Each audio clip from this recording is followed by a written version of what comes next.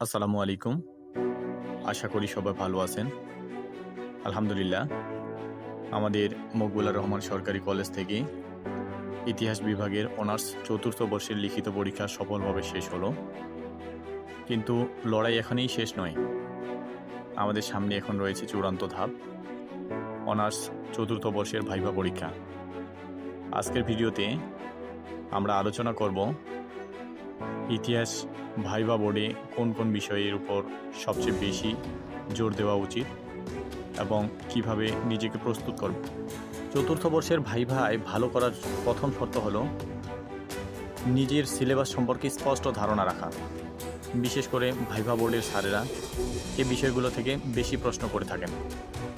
যেমন দক্ষিণ এশিয়ার ইতিহাস 1857 থেকে 1947 সাল পর্যন্ত, সিপাহী বিদ্রোহ, বঙ্গভঙ্গ, লাহোর প্রস্তাব এবং 1947 সালের মতো ভারত বিভাজন।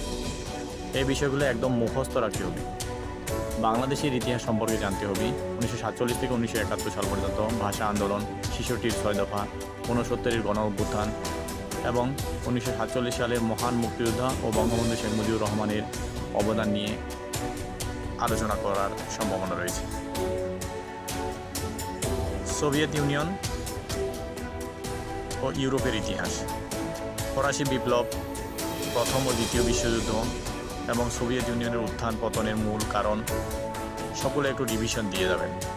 বই পড়ার পাশাপাশি ভাইভা বোর্ডে কিছু কৌশল মাথায় রাখা জরুরি। 1. পোশাক ও মার্জিত উপস্থিতি।